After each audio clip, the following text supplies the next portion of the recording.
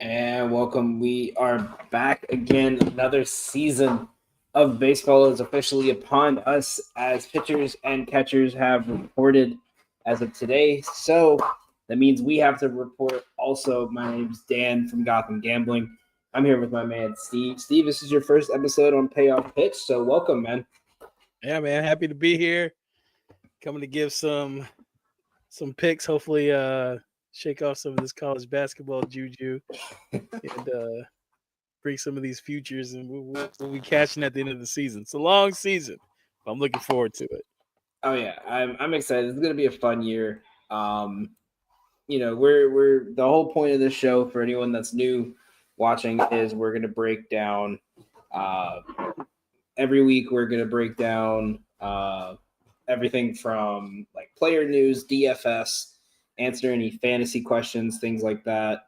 But for the main purpose of this episode, we are mainly going to be going over like kind of a breakdown of each team, players to look out for, teams to look out for, and any betting futures we have going on. I know Don should be here shortly. Don's been hammering some futures lately, so I'm really excited to get into his. Um, let's kick things off. Let's go with the NL West. I think probably is the division that had the most movement out of every team. Uh, let's start off with Arizona. I mean, I think where are you seeing kind of Arizona at this year in this division? All right.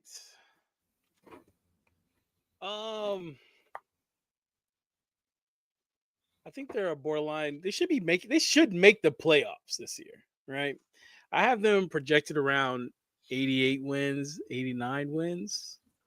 Um, and take that with a grain of salt because this is my first time hopping into models for the season projection. But I mean, I see them bouncing back, being in the playoffs. It's just they play with the Dodgers. You know what I mean? Like that's what like sucks about Yeah, I think Dodgers and the Padres. Yeah, I will say, however, I do think when we get to the Padres, I think they're going to take a big step back this year. But yeah, I'm high on Arizona. I kind of have them at the same spot. At this point in baseball, to make the playoffs, you have to have a 90-win season. I think this team is built like that. I would say the biggest thing I'm personally worried about. Yeah, I'm kind of with you there, Dietrich. They're definitely finishing second. The thing I'm worried about the most with them is it seems they're committing to starting Eduardo Rodriguez. Obviously, he was injured all last year. When he did pitch, he didn't impress me. Uh, I I want to. They're obviously their first three pitchers are set. You have Gallen, Burns, Merrill Kelly. It's that you have five starting pitchers competing for two spots, and the other three guys are good enough where you can't just send them down. You're gonna have to put them in the bullpen. So I think that's the biggest issue with them for me. I think Moreno is eventually going to get his job taken by Del Castillo, if not beginning of the year, by at least June. Um, Other than that, I mean, looking at like player wise, do you think we see Drew Jones up this year at all? Or do you think their outfield is just kind of set? Um, be honest with you.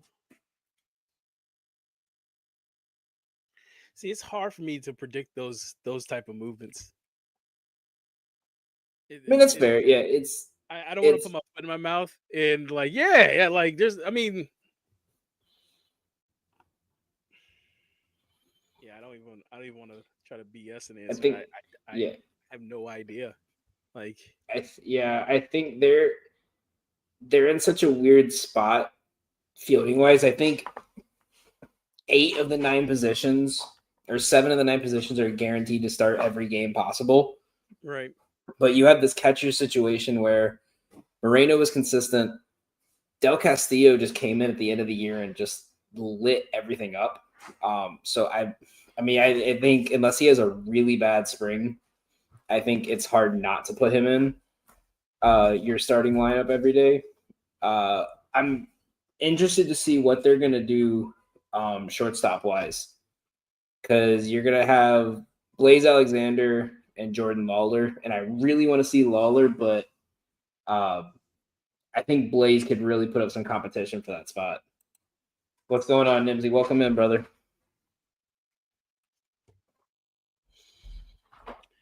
Do you think Corbin Carroll will stay healthy? I think that's. Do you think that's a like a linchpin right there? If he stays healthy, definitely second place. Do you feel like that's almost like locking that down? I think Garrett. I would say almost a guarantee second place, 86 to 88 wins if he's healthy, and he plays kind of how he did the last month of the season. But considering how their outfield looks right now on their roster, I wouldn't if he misses any significant amount of time. It's the only thing they're going to be hurting with is speed wise. You still have Grichuk, Gurriel, McCarthy, and Pavin Smith and Alec Thomas as your outfield rotation right now. He's obviously the focal point of this team. If he's healthy and playing good, their team's going to be playing good. I had it here in a second. I have them closer to 84, 85 wins. For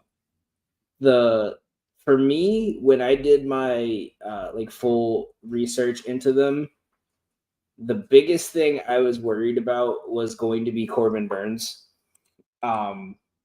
He's obviously a stud. Right. But if you look at his numbers, his K rate and his whiff rate has went down significantly over the last couple of years, whether that be just switching teams, having a different pitching staff.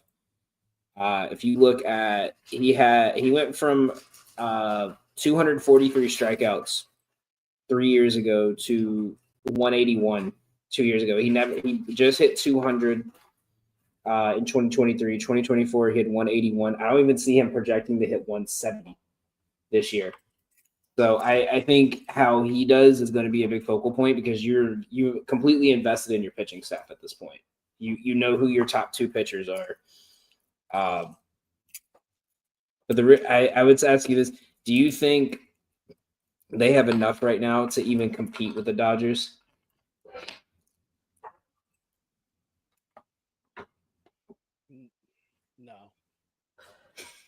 No. But I hate being square like that. You know what I mean? Like this is why they play the game. So right now, looking at it on paper, you're gonna go ahead and hand it to the Dodgers. But in sports, nothing goes the way it's supposed to go, right? So I would love to see it. But are the Dodgers?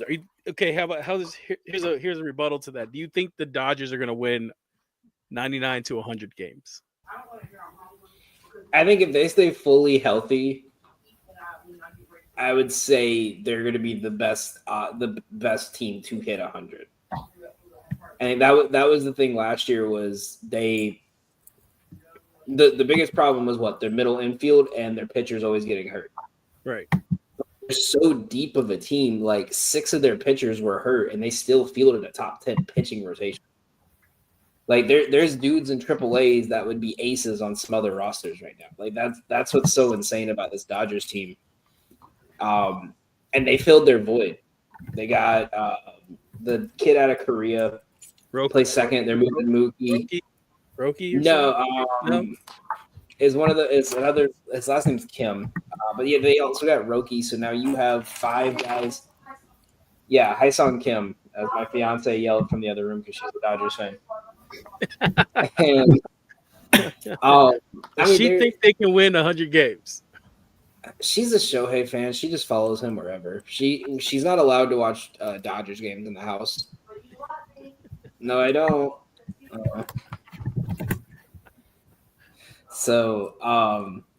Yeah, I don't even like thinking about the Dodgers because it's just like, all right, well, Oh no, they lost one game. Now they're going to go sign some free agent for $80 million and give him $20,000 a month He'll for defer. 55 He'll years or defer something. the last 5 years of his They contract. have He only wants a 1.6 dollar the first year. 1.6 billion in deferrals right now on payroll. That is criminal. Hey man, if you ain't Nimsy, cheap, you ain't trying, bro. yeah. You gotta push the limits. Steinbrenner's dad is like rolling in his grave watching him say that they can't afford to compete with the Dodgers. Like, Nimsy, talking D-backs, a Yo, little bit of can you hear me? Dodgers. Yeah, we can hear you, brother. I know that Uh, everything's good. Talking D-backs, where are you kind of seeing this team this year? What do you think's like the big key for them to get back to the playoff race? You said the D-backs? Yeah.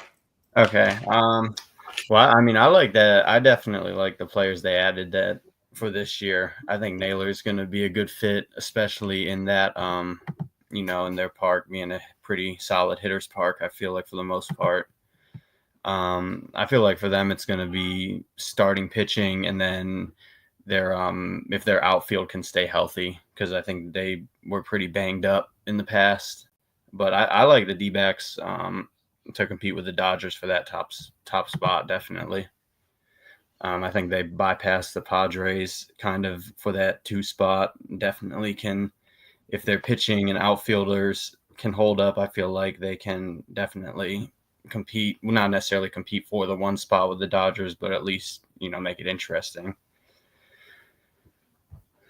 Yeah, I don't mind that. I think, yeah, I really want, like I was telling him before you hopped on, I'm like, they have so many prospects that are like just about to be where they need to be to get on to be playing regularly.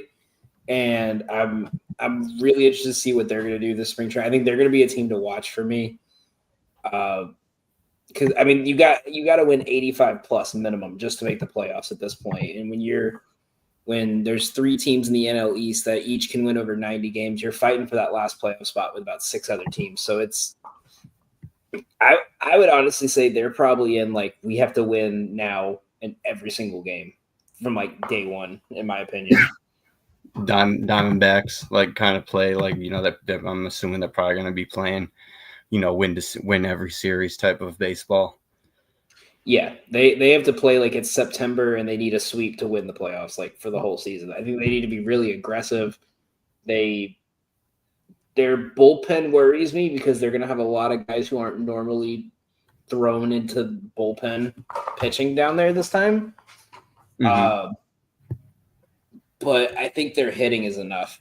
I wish they had kept Peterson. I thought he would have been a really good add-on with this team, but I'd say they're probably going to have to put Gurriel at DH the way he's just been iffy. Do you like the Naylor pickup for them? I do. I think it's good both ways because I knew they weren't going to be able to afford Christian Walker when the Yankees are throwing money at him. And I think he brings an energy that a lot of people don't realize you really need in baseball. That guy that's going to play it like it's Game 7 of the World Series.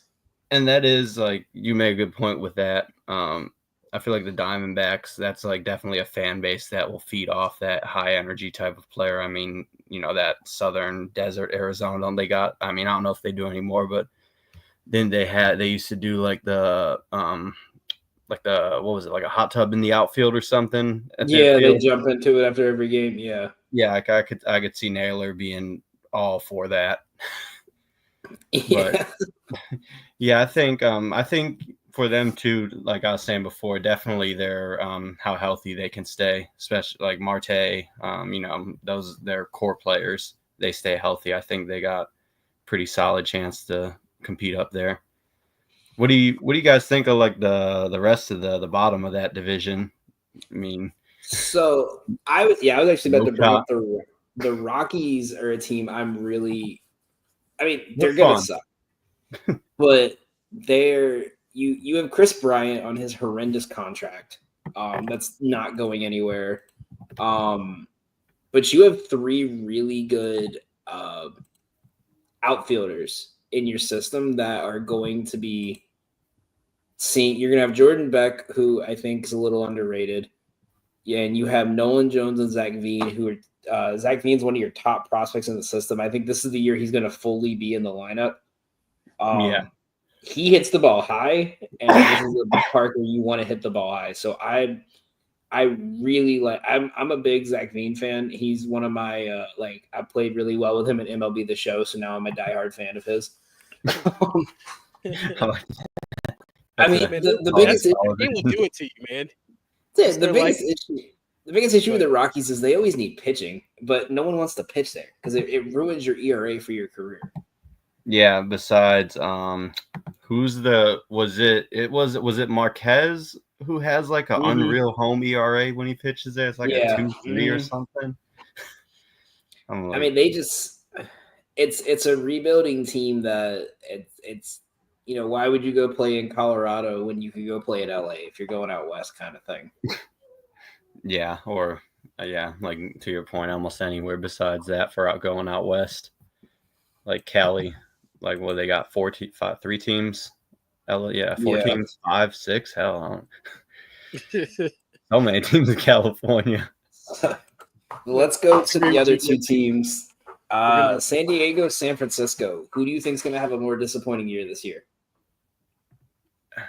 Personally, San Diego, but I mean, I'm kind of a Padres hater just because I did a workout with them right after college, and they never even responded to me to give me negative feedback. So fuck them and their organization. All right, well, after Padres, man. So easy answer for me on this one, man.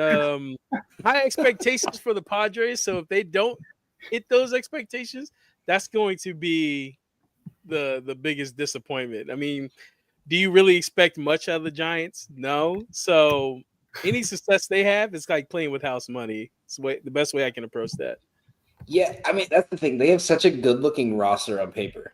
Every year, it just seems no one stays healthy. I mean, the one thing I worry about with their pitching is they seem to really, really like the opener strategy, and it worked a lot for them. But with the new MLB rules, they're not going to be able to do it. No. So, yeah, I think Birdsong is going to have to start in AAA. Your rotation's looking like Kyle Harrison, Jordan Hicks, Verlander, Robbie Ray. Don't forget Verlander. Their big acquisition. I really think that was a dumb move. You're putting him in a part. Teams like to hit him to right field, and you have one of the most fun to hit right field parts of the ballpark in the country. Logan Webb doesn't seem to get going until June. You're trusting a 41-year-old to not break his neck again. And then you're relying on Jordan Hicks, who should never have been moved from a starter because he's been terrible, and a couple young guys. I will say they do got, outside of their pitching staff now on their the bat side of it, they got a very fun offense, I feel like, with a lot of potential. Adames was a great pickup. Guys are very I'm a big I like Young Ho Lee, their Korean player. I think he's gonna be a stud once he gets going and fully acclimated. But he's a big dude, right? Yeah, for an outfielder. Yeah. He's not the smallest, but he's a great hitter. His bat is pretty unreal. I'm really really, really interested in seeing Patrick Bailey this year. I've seen a lot of people think he's going to take a huge leap. I mean, he was so good behind the plate that you just kind of had to take the L with his batting, just because of it. But I think he's going to take a big step up. He's going to be the full time. That's the hard thing you got to do. What was his name? Joey Bart was supposed to be their catcher of the future, and Patrick Bailey's just so good you had to get rid of him. Yeah, dude. Bailey was a stud at NC State. That's why when I was at Charlotte, we would we would go watch them because he's a little younger than me, and he was I never seen an in-person catcher, honestly, almost as good as him. I think he's got superstar potential for them. Big fan of him. Now, what was your other one? The Padres. I'm just going through and looking at like some Yeah, depth charts I right say now. I have the division going: L.A., Arizona, San Diego, San Francisco, Colorado. I just Yeah, I that I sounds. think I don't I think San Diego's taking a step back, but they just have too many bats. And it's like I think Cease will get traded by the deadline. But it's what can you do? You can't really start a rebuild when you have two players on contract for like 10 years.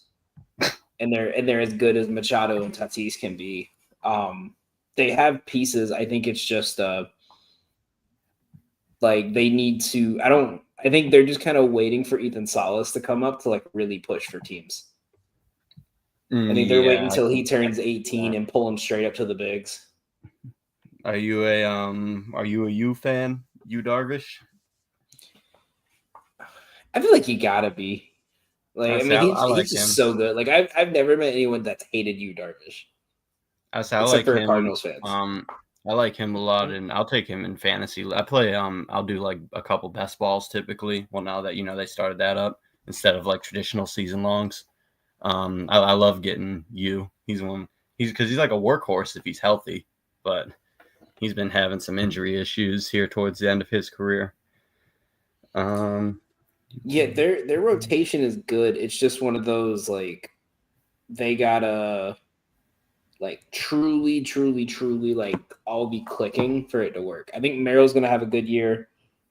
Um, I just think they're like having to have like a reset year almost like see who's good enough to push for the playoffs. I think what this Darvish's last year on his contract. I think he's 38. I don't think they're gonna want to re-sign him at 39. It's it's like ironic and like funny the way you say like have a restart year because like you look at their roster and you see like Jason Hayward, Tatis, Bogarts, Machado, Darvish. You're like, why would these guys want to be part of a restart? But I feel like they're just all like kind of stuck over there. Honestly, Yeah, I mean they're getting paid. Most of them are at the end of their career. I feel like too. I I think there was one guy. I think he snuck under the radar. I'm a big fan of his from when he was in Pittsburgh, and I don't. And other than the fact that Bob Nutting is a terrible owner, is the only reason this guy slipped out. Is Connor Joe So yeah, I like him can as play a 7 positions, gives you at least 15 to 20 home runs a year, and has a great OBS. Um, I'm a huge fan of that kid. I won't say kid, he's 30 fucking 2. He's older than me. But yeah, I like him. I think he's a good fit. I think you can rotate your players better with him in the field, and you can base more off matchup. Steve, anything else you're looking at for the NL West here? I mean, I'm with you with Dodgers, Diamondbacks, Padres, Giants, Colorado, finishing like that. I might throw a couple bucks on Diamondbacks winning the West. just like a kind of like a hope and pray that Yeah, I mean, might get a few torn rotator cuffs in that Dodgers rotation. you Get never a know. minus Like I said, 600. in sports, some gets funny, but I mean, it's not necessarily like No, I I'll wouldn't feel say like I don't feel like it's like throwing money to throwing it away on that one.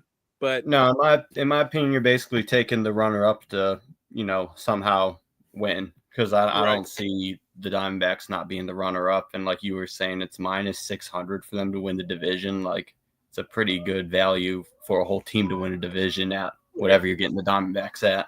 right. Let me check on that. I think if I remember right, you can get. Yeah, you can bet the Diamondbacks to finish top 2 at. I found 1100 on Caesars To win the division. to win the division. Yeah, that's you can not bad at all. if you do an exacta and you do LA to win, Arizona second, you can get it at plus 170. I might put a little bit of money on that.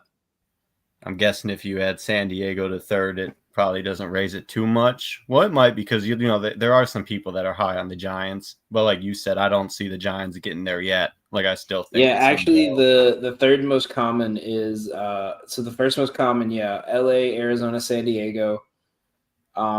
Third most common is LA, Arizona, San Francisco at plus 450, and then anything that does not involve LA winning the division is plus 1100 or higher. So I like that. that's got to be one of the highest recent divisional lines, like across all sports, almost to win a division. It's insane. Like that's it's crazy. Let's move into a division I think is going to be probably the most fun to watch. In my opinion, this year, the NL Central. Yeah, that's gonna be a fun one. Let's start with the Cubs here. The Cubs have made a lot of moves for a team that looked like they were trying to regroup last year. They got Brazier, who I thought was an insane that. That just proves how good the Dodgers are. The dude had a 1.9 ERA and they had to DFA him. Assad looked good last year. Ben Brown, I think, is going to have a decent year. You have Imanaga and hopefully a fully healthy Justin Steele to start your roster up. Is there any signing they did this, any move this offseason that really stuck out to you outside of Kyle Tucker? Outside of Tucker, I'm still getting all the way down to their whole. I'm trying to look at the teams like organizations while we're doing this. I'm split screen right now because I'm also trying to follow the basketball scores going on. Right. I mean, while he's looking, man, I mean, I'm Oh, I got one. But you can go ahead. Oh, you good, man. You know what I mean? I was just filling airways, man. Matt Boyd. I didn't realize they got him, honestly. Like, I completely missed that somehow. Yeah, I think that's a good. I think he's a good into rotation guy. Especially like if they have to put him in the pen, I think he could work well at the pen as well. I was kind of saying it's interesting in a way because they would be a three lefty rotation then if they did put him in it because Tyone and Rhea are the only two righties. Mm-hmm. And that'd be interesting how they lined it up because they're definitely every 3-game series they play, you're facing two lefties, I feel like, with Show and Steele. I mean, typically you're going to face one of them, I feel like, if not both. So I don't know. If anything, I thought they would have filled it with another righty. The thing that worries me with them is like the drop off after the first 3 pitchers because I think Tyone is a little bit off from where he was with the Yankees. And then if they don't start Boyd, Jordan Wicks didn't impress me last year. Keegan Thompson didn't impress me last year. Like there's this 5th spot in the lineup that I feel like it's just they're trying to find someone that they could like fill the void until they get someone. And I think that's what's going to hurt them in the long run. I'm looking at this younger guy they got, Ben Brown. Have you followed him or got anything on him really? Yeah, he looks like maybe one of those like not a full starter maybe, but they could maybe convert him to one. I don't know if he's only a starter from what I'm looking at. 8 starts last year, 3.58 ERA, 64 strikeouts in 55 innings. The thing is though, is they said they were looking at possibly having him be a bullpen arm to a like almost like a setup guy later in the games. So I think that's the thing for me is like how they're going to pitch him this year. I think because they have so many veteran arms, they're going to put him in the pen. I thought Ryan Presley was a good move, getting him in. It's just this division's so weird. I think Chicago kind of is it closer, right? What's up? Presley's a closer. Yeah, he'll if he's not closing, he'll be their 8th inning guy. Okay. I thought Birdie was a good move. I think a lot of people don't realize how good of a player he is. I think we're going to see my big thing that I want to see this year is who is going to be their DH. Because your outfield right now is sitting at Pete Crow Armstrong, Ian Happ, Suzuki, Kyle Tucker.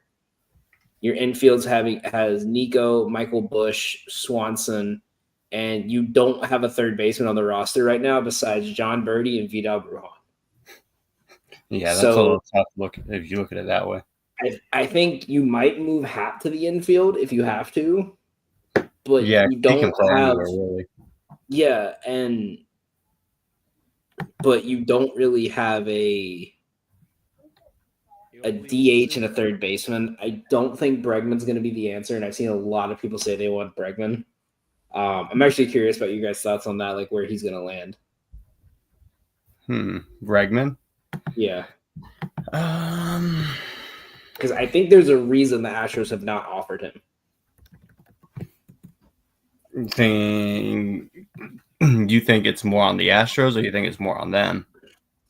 I'm just saying this. Look how bad Correa's first year was after he left Houston. And with Scott Boras as your agent, and a lot of teams just saying, like, we're not going to put up with Scott Boras and his normal crap. Yeah. Like, I think they're trying to convince the Tigers. But then when you look at the numbers, Matt Vierling puts up the exact same numbers for 20% less a year. So why wouldn't you just go with Matt Vierling and save that money so you could give Skubal a max contract? Yeah, I could see. I know who needs a third. I know Toronto needs a third baseman, don't they? Yeah. Yeah, Toronto. I don't know if Toronto would be able to. I don't know if they would. I mean, didn't they just try doing a big third baseman signing like that with Chapman? Yeah. Like I'm looking at like the people who are still free agents right now at third base. Seattle. No, I couldn't see him going to Seattle. All right. So your options are you either try to re-sign Patrick Wisdom, you go after Bregman, or you go after like Brian Anderson, or you just play Birdie at third base. Or what do you think of Matt Shaw? Not right from the beginning, at least. Yeah, I think it might be a wait and see. I'm hoping. I don't even know what their prospect system looks like, but I'm hoping there's a prospect that's like that could be ready to go. That's an infielder because they have one of the best farm systems right now. The Cubbies. Yeah, I think they got ranked Matt Shaw was the guy. He's their top infield prospect, right? He's number 19 in the league right now.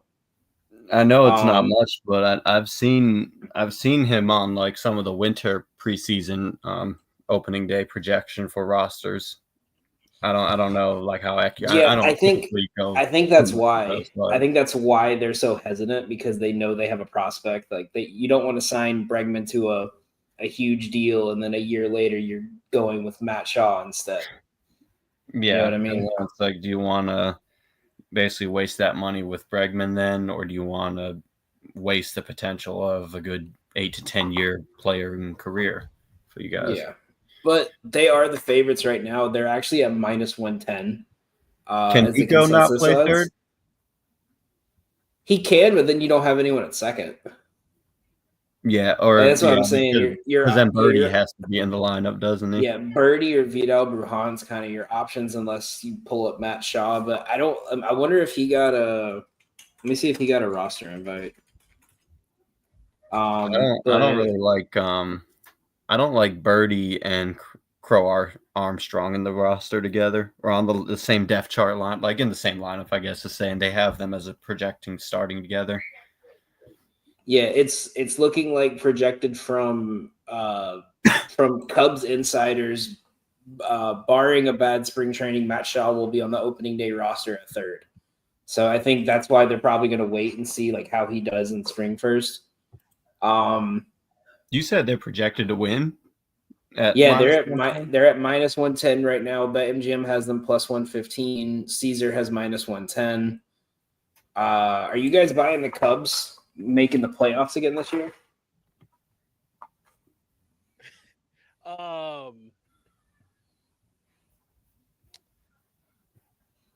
So in the NL Central, what 3 teams are going to finish over 84 wins at least? Right? Really? You think so? You don't think so? At least 3 teams. At least 3. The Cubs and the Brewers will at least spend 500. Think about the Brewer. You think the Brewers are going to finish over 84 wins, right? I mean, look at them. They didn't have half their pitching rotation last year, and they won the division. I mean, think about it. You're going to have Woodruff back this year. The thing with this division is it's that like every team in this division hits July and they hit a slump all at the same time. I was just about to say every team has their own way of like being ass. Like it hits like we already All-Star break to August 10th and they can't hit. Pittsburgh is going to go undefeated the first month of the season, right? They're going to be the hottest team, right? Pittsburgh, probably. They'll fall off the face of the earth, like we've talked about Gotham. And then we think Cincy, right? Consensus that we think Cincy's going to be like take that step. Ellie's going to take that step. So if we think Ellie's going to take that step, let's say we push him up to what 80, 82, 83. I'm saying 82, 83 wins, right? If we think Ellie and Cincy are going to take a next step. I really think it might be 4 teams in the Central, man. 4. I might argue on 4 there. Who's your 4th? The Pirates or the Cardinals? Well, Cardinals. They're getting rid of everyone, man. They look terrible. They haven't made any moves. So Cincy, Cubs, and the Brewers then top 3. Yeah, I would say I could get with 3. I could not get with 4. I think Cardinals finished last in the division. Yeah, I think it'll be a battle between them and probably maybe the Cardinals and the Pirates for the ass off spot. I consider like the team that's the last in that division just to be like trash because every team goes through such big issues. Like like how do you have like the worst big issue? I don't know. It's just like my way of looking at it. It's just everyone on the Cardinals has hit regression at the same time. You know, they invested money in a catcher that, you know, as much as the Cubs have been iffy with free agency, you're the heart and soul of your team as a catcher. You're not willing to let him go unless you know, hey, he's not got it anymore. And they let him go. And look how they struggled last year. He's so bad they moved him to first base. I just think it's still the Brewers division. Every player they lost, there's another player that they pulled up this year over the last year and a half that's just as good. Yeah. Yeah, the Brewers got a pretty I feel like they got it like right now, but I will say if the Cubs can figure out that their whole like situation with their lineup and everything and what they're going to do and go with, I feel like the Cubs they got the best pitching in that division personally. Yeah. I'm kind of excluding the Pirates because I don't really count the Pirates as a playoff contender personally. I think it's just the Cubs and the Brewers out of there. When we get to the Pirates, I'm going to get animated because this is the most frustrating team in my opinion. The Pirates. Let's go. Yeah, go ahead and hop into it, man. Let's get to the Pirates, man. All right. Yeah. Okay. Hear this. So I want to hear this. Okay. What the fuck are they doing? So your biggest move you made is 0 offseason moves. 0. I think the only move they made was like a minor Tommy Pham. That was their only move this offseason was Tommy Pham. You have so you could say, okay, they have their pieces. They have their third baseman, they have their ace, they have a star left fielder, they still have Kutch. Your biggest issue all year was you have a 6'7" shortstop that cannot throw the ball. So what do you do? Throw it. Just not accurately. Yeah, I was to say he can throw the ball. So what do? You put him in center field? Somewhere. No. Yeah, right. What's the one position over the last 5 years? Like when you look at the Pirates, is like, ooh, this is the one position they always have a rotating player at. There's never anyone good, and it's always a utility guy. First base. You have a 6'7" left-handed shortstop. Why do you not put him at first base? He's a full liability when he has to throw the ball. Why do you not put him in a position where he does not have to throw the ball? Cool, get him outfield reps. Cool, because you might need him in outfield. You let your utility first baseman go. You let your best defensive outfielder that's not named Brian Reynolds go and Michael Taylor. And then you didn't bring anyone in. I mean, like looking at their pitching roster, I'm looking at their pitching rotation. I can't look at this rotation and tell you more than 3 starters, like 3 guaranteed starters. I think Bailey Falter is expected ERA juju. Something is going to happen this year. I knew it was going to happen last year, and it didn't. I was waiting for this. Dude, I have been sitting on this since October. Listen, just assume that the Pirates are a money laundering scheme, and you'll be all right. Like dude, that's all what's going on here. They're just moving money. That's good. It, man. They gotta watch the money. It's all good, man. That's what. As someone who has been to PNC and seen like why they say that's the most beautiful ballpark in the country. I love their ballpark. Like, I love going to Pittsburgh, man. I love Yankee Pittsburgh Stadium in the Bronx. No, this is miles on Yankee Stadium in the Bronx. Projects dude, off the right field.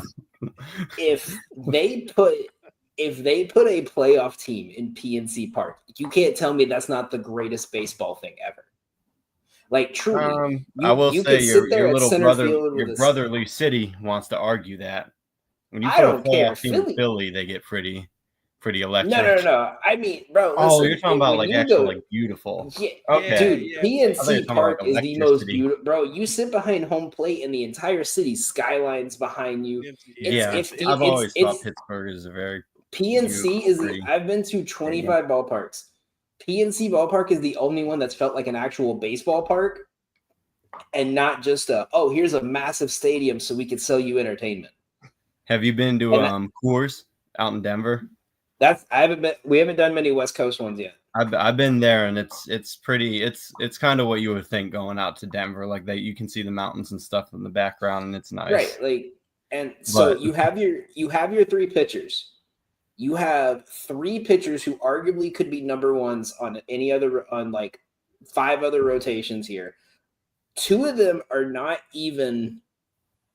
I'm telling 2 of them, bro, 25 years old. They're laundering money, man. Like it is what it is, bro. Like it's. I know. We know what the Pittsburgh Pirates are. Like they're not gonna change who they are. Here's my thing. Their prospects are so good, but the thing is they're literally tied in with other young players that are at the same level that are already at the pro.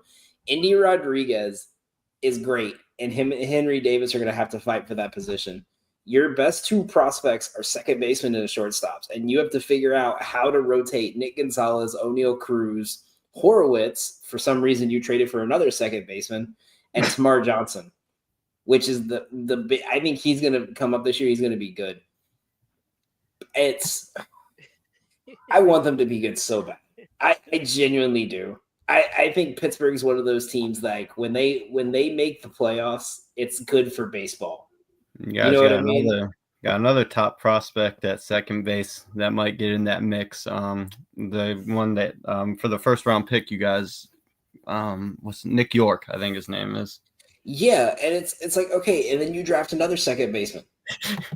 Just loading them, getting them all ready to play first base at some point. Look at their depth chart. Every player Gotta except get for ready Key the Brian Hayes. Yankees, bro. The Yankees and the Dodgers are just watching, like, thank you. I know Like, that's the thing. that's all they do. They're like the Pittsburgh Pirates are a AAA team with obviously the show talent who go, hey man, when it's time for you to go, man, like be ready. Like Dude, everyone, I guarantee you, they already talked to Paul Skeens. They set him down like, "Lo, man, I appreciate everything you've done for this city, but if the Yankees come with a great deal, you're out of here. If the Dodgers come in here, they're gonna give you like a number 40 prospect and like $500. That's cool, man. That's what Pittsburgh will rinse and wash and keep it moving, bro. And then all of a sudden, there's this other guy who's coming up, who they're gonna move up. It's the same deal, man. And it sucks. Like you said, I think if Pittsburgh was in the playoffs, holy crap! Like that park is amazing. They want to show the yellow bridges in Pittsburgh. Man, we went to a game and the fans were so uninterested until they did the pierogi race. Really? And then dude, the food out there was so good. We had this they had this thing. It was called the Renegade Dog, and it was like a foot-long hot dog that was covered in like a pound of pork roast and 10 cheese pierogies, like mini cheese pierogies on top. Bro, like about gave me a heart attack eating it, but that was the best food I think I've ever fucking had. But any other, my only plays I've already made for this division, in terms of futures, we had me and Don both took the Reds to win the division. As much as I said it's the Cubs or the Brewers, I think the Reds have a shot. I'm willing to kind of risk that. Yeah, hop on that. Other than that, I think I have the Cardinals under on their win total. I think it was 72.5, I believe. Let me double check myself on that when I got it in. So fun. I pulled up have you heard of the website called teamrankings.com? Mm-hmm. And I'm looking at their projections, and they have St. Louis at 83. They're smoking crack. They have Milwaukee at 93, St. Louis at 83, Chicago Cubs at 83, Cincinnati at 77, and Pittsburgh at 76. Jordan Walker's gonna have a 40 and I was gonna say. So let's look at this Cardinals roster, and let's go ahead and preface this with I am biased. I hate the Cardinals with a passion. As a Braves fan who had to deal with them for 6 years, I hate them as much as I hate the Dodgers. I don't like the Cardinals particularly, but I will say they got like one of those rosters and lineups that like can oddly click and play like amazing. I feel like Burleson is their like big power guy. Jordan Walker, he can be that too, but he's also their like what I guess you would say he's such a liability though at times. Like that's the thing is he's swinging for the fences. Yeah, that's what I was saying. When they're all clicking, like I feel like they complement each other because like Mason Wynn's your little speedster. He's good at getting on base, stuff like that. Like they got like the on paper like tools to complement, but I don't think they ever put it together. But 15th of the year. You have Sonny Gray. Okay, good. You have Eric Petty, who I hate him from the Yankees. Yeah, sucked. Your rotation. You have Matthew Liberatore. I think he could be good if you keep him in the rotation, but I think they might pull him in the bullpen. You have Steven Matz, not sold on him. You have Mike Bliss, 36. He's going to be trash this year. Steven Matz is so bad. He was like horrible on the Mets. Besides 1 year, 2 years. The pitcher they're looking at right now as number 5 in their rotation is Rodri Munoz.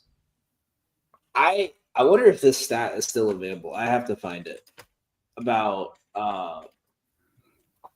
him last year. Is it a bad pitcher stat? Yeah. All right. You ready for this? If you put his barrel rate, how often people were hitting the the sweet spot and hitting the ball over 100 miles an hour on him. If you turned him into a batter, he would be the number one batter in baseball. That's how bad he was. That is how bad of a pitcher he was last year. He was getting absolutely smoked when he was getting. Where is it at? His ERA was a 6.5. His expected ERA was a 7. He was the only pitcher in baseball with that started with a expected slugging percentage above 500. Expected. Like the average expected slugging percentage of a pitcher was 397 last year. He was at 542. So he's like an auto L if he's in that rotation. Dude, he was getting smoked last year. And I'm not sold on him. I don't think he's good. I think he's gonna be like Adam Wainwright the last year of his career. It's like we gotta put him out there just to because we need someone, and they're gonna smack him around. They're still trying to find a trade partner for Arenado. Gorman, I like the middle infield with Wynn and Gorman. I think that's going to be really good for a long time. You like Nootbaar? I do. I think their fielding is good. Their pitching is the problem. Yeah, that's what I was saying. It's like their lineup can put it together because they got it. Like I feel like they do have it like to put together, but the pitching. Like Eric, man, you don't like Eric. Eric Fetty? You don't like Eric, bro. You didn't even name 31-year-old who had to play in Korea for 8 years. I would say you named the guy. You named the guy with the barrel rate guy before Fetty. That's not Fetty. I don't like him from he single-handedly lost me a lot of first 5 unders on the national. Right. Single-handedly in the first inning. Dude, he would always look so good the first time through Washington D.C., bro. I've seen plenty of Eric, man. I'm done with Eric, man. He can dunk though. I've seen on his Instagram like he can dunk basketball stuff. But he can dunk though. Like you know what I mean? Like I'm gonna take a K-prop on him this year. My reason for it is gonna be, well, have you guys seen this man can dunk, man? As long as the line's like 3.5, I'll take it. Let's move on to the NL East. That's the I'm Mets. a Braves fan, so this is always my favorite division. That shit organization of the Mets. Yeah, I'm with you. Braves winning the whole thing. You guys are both Brave fans? No, I'm just doing it. I'm doing it for Gotham. I say I'm actually like a diehard Yankee fan. Like watch every game. My dad would not if my dad found out that, he would make me get off the show right now. He hates the Yankees of the past. When I was little, I jokingly told him, I was like, if I ever got drafted to the Yankees, would you come to games? And he looked me dead in the eyes and said, fuck no, and then walked out of the room. I was like 6. You guess he wouldn't want no Yankee money then either from you. Love you too, Dad. Let's start with the bottom here. The Marlins, are we expecting anything from them? I mean, their pitching is going to look good. Alcantara, Cabrera, Braxton Garrett, I think, is going to have a good year. Max Meyer looked not half bad last year at the end. But are we really expecting anything from this lineup? Let's see. Nothing. They probably got, not even trying to be funny, the worst catching depth chart I've seen. Like in baseball. Nick Fortes, Liam Hicks, and Augustin. Yeah, Ramirez. I usually can be like, yeah, I know these guys kind of. I've never heard of Liam Hicks. I would say I think Fortes played a little bit last year for them, but yeah, between the three of them, can they put together a couple RBIs? Maybe, I don't know. Otto Lopez. God, who do they got? I like him. Yeah. I would say him. I'll tell you a name to watch out for, because this is the dollar store version of Luis Arias. Is the best way to put it. Xavier Edwards is a beast at getting on base. So DFS and fantasy wise, I wouldn't mind taking a late round pick on him. He doesn't hit the ball hard. It's very D Gordon like without the stolen bases. He's not going to hit it hard, but he's going to get on base. Okay, so I'm looking at the Marlins depth chart, projected 40 man, right? And where does their money go? Because they don't have they don't have one household name guy. Like, every team has that one guy that everyone's probably like, oh yeah, he played with so and so, or oh yeah, he was good in so and so. I don't see like one.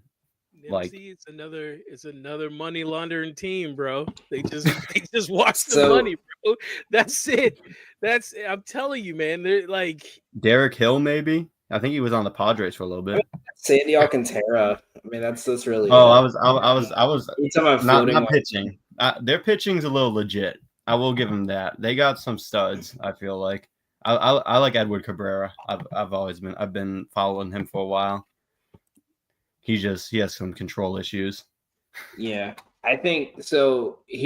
I'll double back on why I think Xavier Edwards is going to be big. Last season, he had 360 plate appearances. He played 70 games towards the end of the year. In that time, he hit 328 with 31 stolen bases. So in 70 games, he finished top 15 in stolen bases in the league.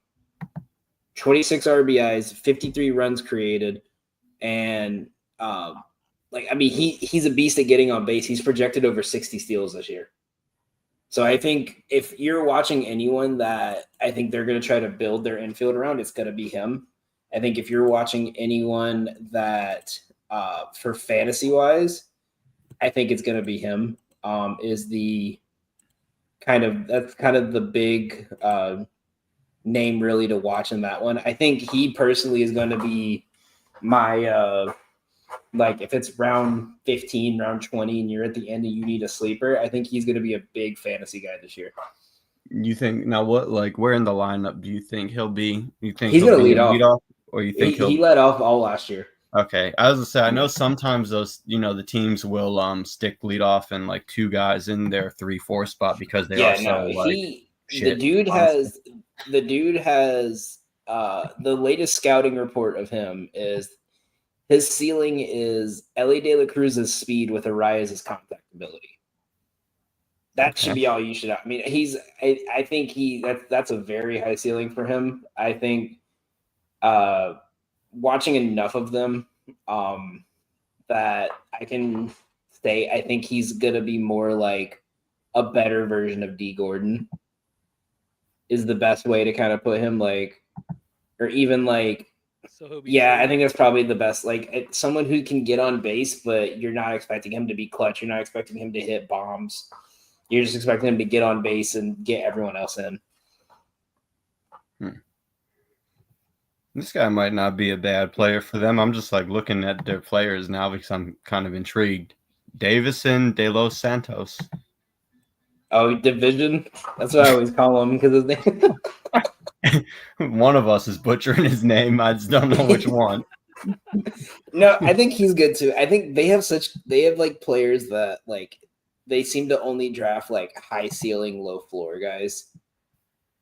Where it's one or the other. And I think that's the one. I mean, it's the perfect time to kind of start a rebuild when there's 3 teams in your division that are about to have the potential to put up 100 wins. And there's really no point for them to compete. It's Steve. Let's go to your team. Let's go to the Nats. How are you looking at them this season? Oh, you're a Nats fan? Yeah, man. You like CJ Abrams? I'm from Texas, man. I mean, I grew up. I'm from San Antonio, but we lived outside of Dallas, so I would go to some Ranger games here and there. But when I moved up here, later on in life and high school and stuff, and then we got the Nationals. I'm a little bit older, so I got the Nationals while I was in high school. And, we would skip school to go watch some games in RFK Park. And that was that when Bryce Harper was on the team? That was before that. Oh. Before that, man. That was the Ian Desmond years. It was, Shit. A little older. The yeah. Gio Gonzalez pitching. Oh, he sucked sometimes. He They're sucked gonna on be Oakland. young. They're gonna be a young team this year. I like the direction they're going. I just don't trust their ownership. Once again, I'm gonna keep knocking in this pinhole. I keep saying about these teams that money launder, man. Like I feel like I feel like there's certain teams in the MLB that like after they won the World Series, which was great here, by the way, it was nuts here. The ownership was already trying to move the team, right? So they already were like showing us that they just like, hey man, like we made our money back. We're good. We're trying to move on, and it didn't happen. And now they have a young core. I like James Wood. James Wood. Yeah, I really like him. Got his rookie card autographed. Nice. It's for sale. I'm kidding.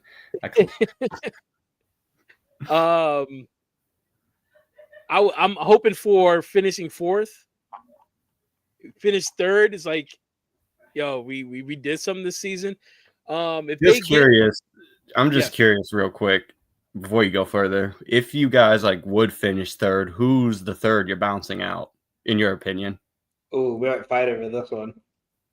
Well, see, Gotham already told me he doesn't believe in his Braves, so I'm gonna have to say, I'm gonna have to slide the Braves into the fourth spot. But Dan, you think the Braves might? You think the Braves might be in the third spot? You know me, man. Like I'm giving fan optimism Yeah, here. I'll go into my Braves deep dive when we get to them. Realistically, no, they're not going to beat out the Braves. But let's say some things break our way. Then like a couple players on the Braves' bones. Yeah, right. They the Braves catch some injuries that might happen. And you're a Yankees fan, so you know what? Fuck it. The Mets fall off the face of the earth. They're trash. They pay all this money. It doesn't pan out. And it's Philly, Atlanta, and the Nationals, followed by the Mets. It's I would love for the Mets to get beat out by the Nationals. It's I hope they win 75 games this year. That's what I'm hoping for. I'm hoping for 75. I think that would say we're moving in the right direction. Their line's at 69. So betting on it, I can't bet on it. I took it. I took it. Like it's not a bad bet. I mean, all they gotta do is win 70. It won't hit my 75, but they can finish fourth and win 70, right? Yeah. I think what I always look at when I do futures for team wins is I don't look at can they win this amount. I look at how many losses is the bare minimum for it not to hit. And I always say, looking at this team, I look at this team and says, can this team lose 91 games? I don't think so. I genuinely don't. I think 85 is a possibility. I'm not saying they're going to go 500. They give me the vibes this year of what the Tigers were last year. You have a couple pieces that are set. Can your guys step up? I think their pitching looks great. Pitching, Mackenzie Gore, Jake Irvine. Mackenzie Gore's a stud. He's from Josiah, Mitchell Parker. And then finish. I have a soft spot for my guy Mike Soroka. I always have he's not going to do shit this year, but I have a soft spot for him. Who's this stud you guys got? His name's Shinosuke Ogasawa.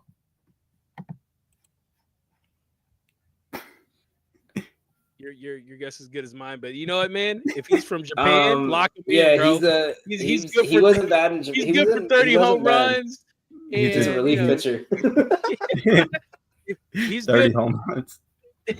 The greatest relief pitcher of all time. Shohei in the relief. Look at their fielding. You have K-Bird behind the plate. I don't know what you're going to do with Abrams. I really want to see what they're going to do with him after like how his season ended last year with the whole suspension thing and getting sent down, not just suspended, but getting sent to AAA. Yeah. Josh Bell was a great pickup. I think he's a trade piece personally. I think they're going to wait till July and they're going to try to ship him out somewhere for like a prospect or two. But Lipscomb's currently in the running to get third base. You brought in Nathaniel Lowe also, so you can rotate him and Josh Bell at first and DH. Ahmed Rosario is a great vet piece. Yepes is good. Your outfield is absolutely stacked with prospects. This year you're gonna have Stone Garrett, Dylan Cruz, James Wood, Hassel, Jacob Young, and Alex Call all fighting for position. I think that's a great situation to have. Like that's a great problem to have if you're Washington because you can see who's really going to be part of the future and who's not. Not saying Dylan Cruz didn't even play that good last year. No, I mean, well, he didn't play much, but yeah, I was like number 2 pick. Like I think they felt a little more pressure because they saw Paul Skeens. Yeah, come all the way up that quick. So I think they felt a little pressure there to like let him come up. But I think if he doesn't start this year up on the pros, I think by May he'll make it full time. I like Jacob Young too down there. Yeah, he's another player like Xavier Edwards. Like he's not going to give you power, but he's going to get on base. Yeah, they got a good amount of those, don't they? Yeah, I think that's the thing with this team. Like I've noticed. I mean, Steve, you can correct me if I'm wrong on this, but I've noticed the last couple of years they don't bring in power; they just get on base. Like that's all they want. They want guys to get on base, and then okay, if you occasionally can hit the ball out the park, like you've got Josh Bell in there. You put 3 guys in front of him that could get on base, then they're gonna have to pitch to Josh Bell. Yeah. I don't think we really need to go over the Mets, do we? I think we've all heard enough about the Mets this year. No, we kind of know what they have. I'm kind of pissed they got Mentor. I'm kind of pissed your Yankees got Matzik. Oh, you are. Who is this guy Juan Soto? Oh, I can't wait till the Mets come into town and Juan Soto's playing, bro. just so I can be there to boo his ass. It's not even like to be his fair. Fault. It's not even his fault. Just saying, I'm not even mad at him. Just say the last time a superstar left Washington and then signed with a division rival, the Nats won the World Series. So, is there a line anywhere on any book to put Juan Soto to put a Dodgers jersey on his back before he dies? Because I think he will. They'll find a way. Like they're about to offer him. I think he's the player they offer. Like, you think so? He can't. Well, what the hell? I mean, I think New York, the Yankees. We weren't good enough for him. He wants to play for the I think it was that thing where like, oh yeah, you are Yankees. So he's paper chasing, bro. I'm kind of mad he left. The report I read was that he didn't let. It's the same thing when Griffey with his dad, where they wouldn't let his kids come in the thing. Like they wouldn't let like a security guard wouldn't let his driver come in to pick him up. And that rubbed him the wrong way. And the Mets were talking about like, oh, your whole family's going to have a fucking suite for free. Like we'll pay for like, because the Yankees were like, oh, you got to pay for a suite. Everyone pays for a suite. And then Steve Cohen was like, I'll let you buy the stadium. I'll put your name on the stadium. Like, yeah. Let's get into my Braves here. Y'all are about to hear my depression come out. We're fucked. We're fucked this year. Acuna's winning MVP, bro. Bro, he's coming back till June. I don't know what y'all been hearing. He's not coming back till June. That's his second ACL tear. I was at the game when he tore his ACL. I was at that game in Pittsburgh. I witnessed my favorite player knee crumple. So I'm looking at this is where we're at. And y'all can tell me if I'm overreacting. We're trusting 35. Our ace is a 35-year-old who had his first healthy and good season since like 2018 as our ace. Our second best pitcher right now is a guy who this was his first year out of relief, and he got so exhausted that he struggled into the season. Our third best pitcher is a rookie. Our fourth best pitcher is a rookie. And currently, our fifth best pitcher is going to be Spencer Strider coming, where we're going to have to convince a guy who is throwing 105 miles an hour to not blow his elbow out again. Okay, so you might be missing someone. I maybe give you some optimism. Who was your? Okay, I'm gonna guess and say one's Chris Sale. Chris Sale, yep. Is two. Two's Reynaldo Lopez. Okay, Lopez. I think you might be missing, unless he's not a starter for you guys. Ian Anderson. I don't think he's back yet. I gotta see him in spring training. I'm very much I would rather you prove me wrong. I think he's a great. I think he just got hit with something. I don't know what it was, but he just could not pitch. Like right now, our rotation is going into the season going to be Chris Sale, Reynaldo Lopez, Spencer Schwellenbach, who I love. I'd say he's upside. And then what is it after that? You have Strider. Grant Holmes. Yeah, but Strider's not going to be expense. No. Strider's not going to come back till June, and they're going to be really careful with him. They're going to have to run a 6-man rotation because I've been saying it since his rookie year. I said he needs to be in the pen. I don't care. You're telling me like the guy who throws this filthy, like, yeah, cool. He can strike out 18, but he's going to blow his arm out because he can't get past the 5th inning. He throws 150 pitches in 4 innings. Why not just put him in the 8th inning? You imagine you got to go from Pierce Johnson throwing 80 to a guy throwing 100. You could go with Grant Holmes as well if you wanted. That's another player. I'm stuck on him. Like he only started because we needed him to. He was a great starter. Again, I think it's a player who I think he needs to be in the bullpen. Yeah. Because our bullpen is old. Though. Our bullpen is old, and that's the problem. I want to see Elder have a bounce back year, but I don't think it's going to happen. I think his numbers just didn't look good. I'm iffy on Joe Jimenez again. I'm always a skeptic on the Braves bullpen. That's just how I am. Because we never blow leads in the first 5. We only blow it in the 7th and the 8th. I didn't know you guys had Joe Jimenez still. Yeah, I'm also mad at him because I was at the game when Fried almost threw the no-hitter, and he gave up the home run in the bottom of the 9th with one on an 0-2 count, gave up a shot to blow up the no-hitter. I was also at that game. I'm kind of glad you guys got rid of it looks like you guys got rid of the one pitcher I hated. Who? Luke Williams. Yeah, I don't know about him. Yeah, I think Dylan Lee needs a bigger role this year. Catching wise, yeah, we talk about the line. We're stuck on Sean Murphy for the next couple of years, but our best prospect's a catcher. Chadwick? No, Drake Baldwin. Oh, he hasn't even been activated yet. He's a non-roster. Chadwick's not but you got like a weird with those two catchers. It's like Sean Murphy, you get like 200 average, but you're going to get like some home runs probably.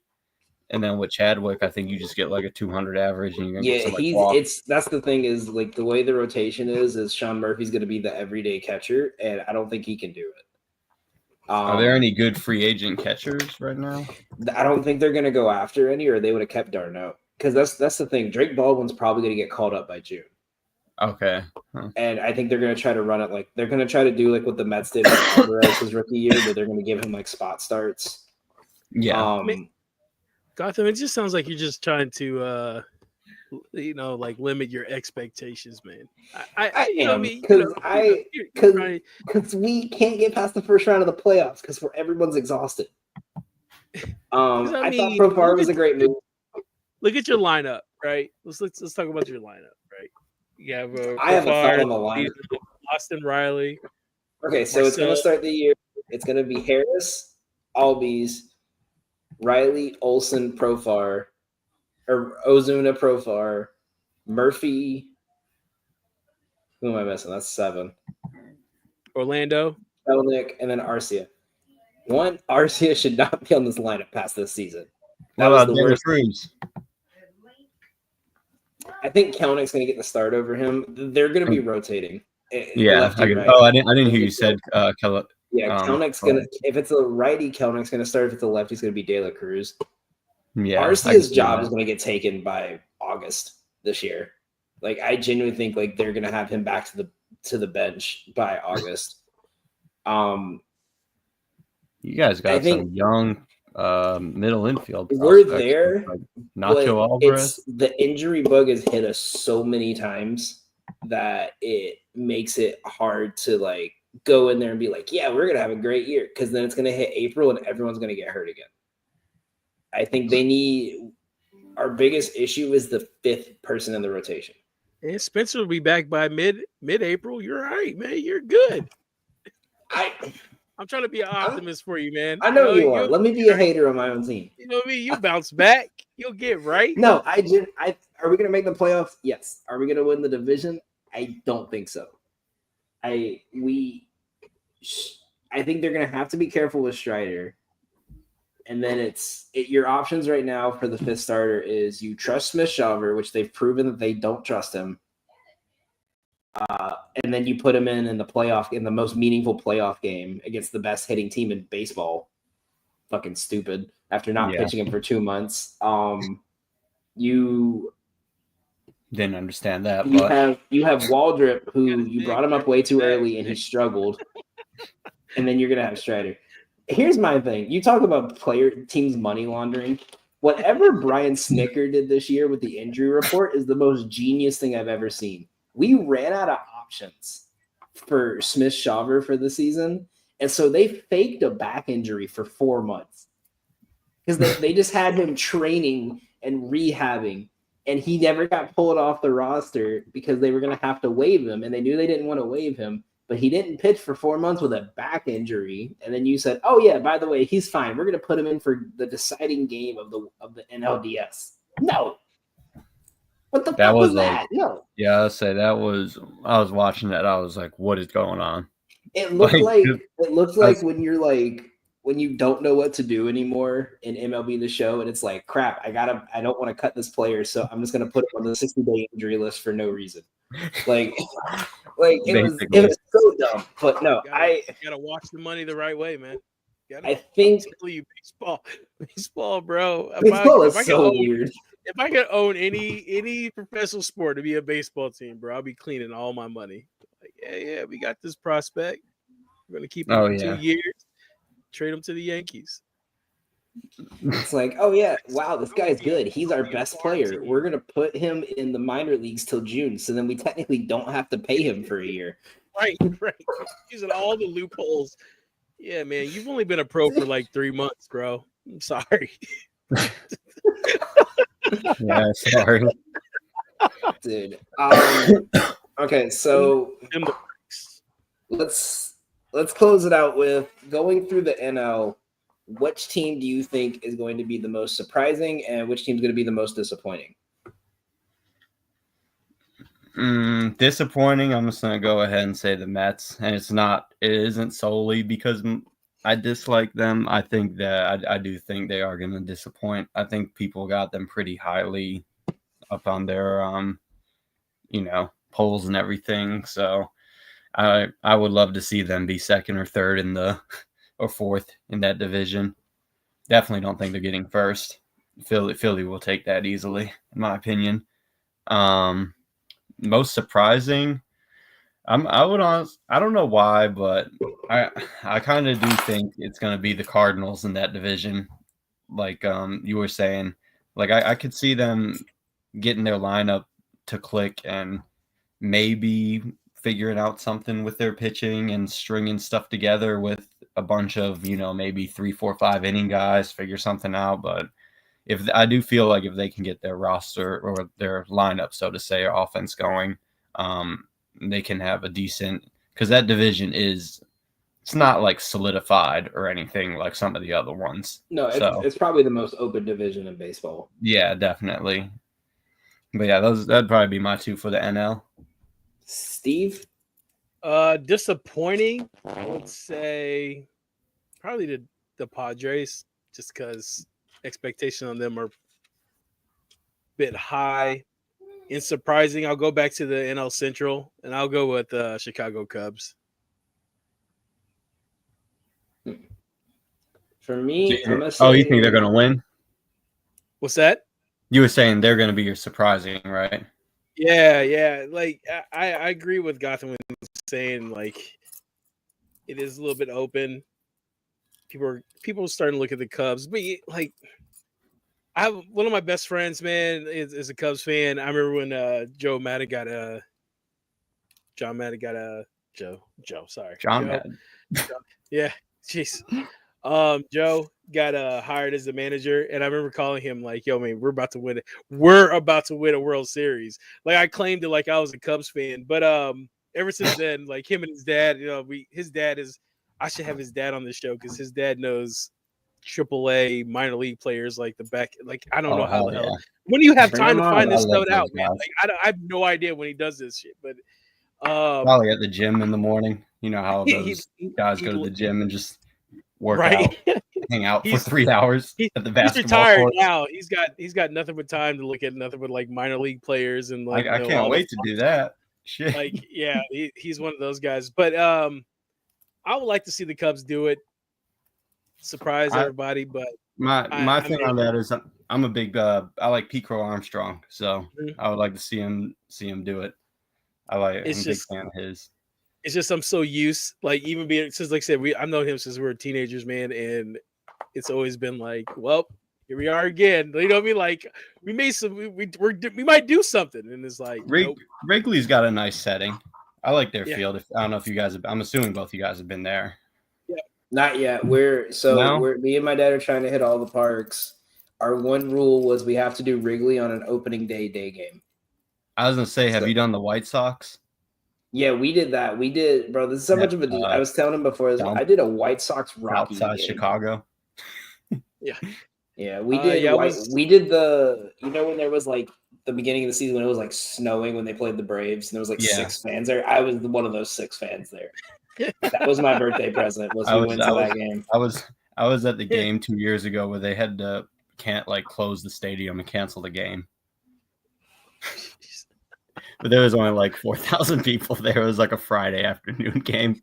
But a little $5 ticket, man. So my surprise team is going to be the Nationals. I think I'm going to say they're going to go 500 this year.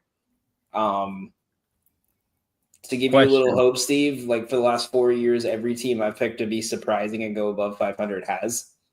So I called the Royals and the Tigers last year. Right now, it's going on the action app.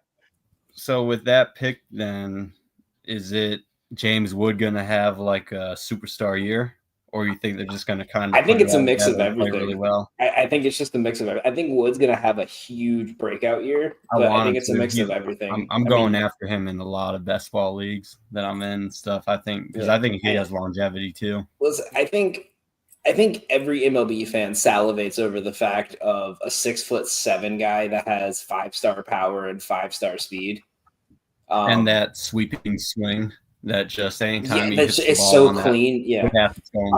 But I genuinely think I think their season would have looked a little bit different if Josiah Gray didn't get hurt and try to pitch through an injury.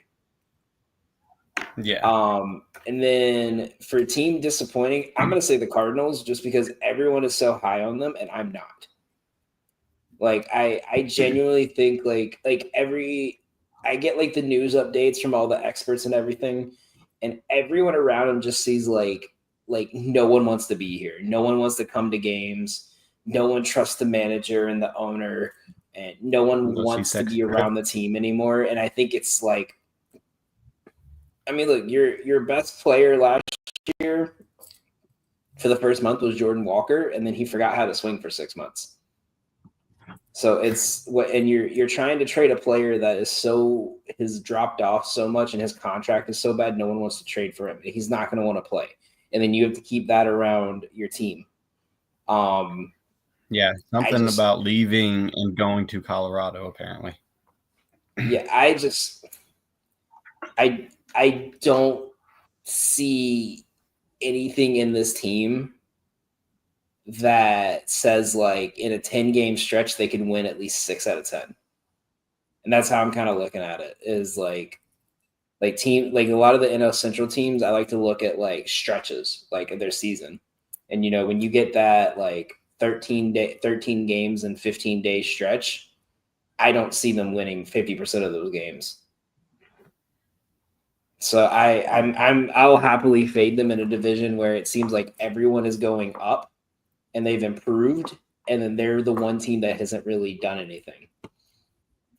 Which 9 times out of 10, if you see like a whole division making moves and one team not make a single move after, and they didn't make the playoffs the year before, it usually means they're about to start a rebuild. Yeah, which what they could be going, especially with Arenado and Goldschmidt, Yachty heading out pretty much in the within the last 3 years. Exactly. After this year, I think Sonny Gray will be on the trade block by July. Is my hottest take. Retire. Okay, Yankee fan. Or come back to the Yankees in his better form. But yeah, those are our picks. That'll be it for tonight, guys. Thank you all for tuning in. Next week, we're gonna try to shoot for Monday because it's gonna be our normal time is Monday night to record. We might do it live, or we might just broadcast this out Tuesday for you guys. I don't know yet. We don't know anything. We just started. Make sure you can check all of us out on Twitter and Moneyline Go for all of our bets, all of our futures, and all of our sports stocks, because we are all talking shit about sports 24/7 on Twitter. Thank you guys all for tuning in. Great call on Kentucky. I'll tip my hat. That was the only bet I lost today. The Tennessee. Wait, do I have to update the meter? Yo, let Nimsy see the blame counter, man. Listen, it's last not week, my fault on this one, we had a counter for how many times we blamed Steve for like making us take a bet. Like, listen, man. I tried to get him off that counter then today, I guess. He did. I tried to steer him in the different direction. He did. Don't worry, Nimsy. We're gonna talk some more now. We're gonna talk some more. Oh yeah. All right. Good talking to you guys. I'll see you. Yeah. All right, man. See you guys.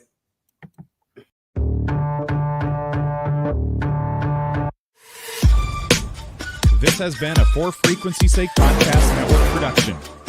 For more great content, subscribe to For Frequency's Sake on YouTube, Facebook, and Twitter.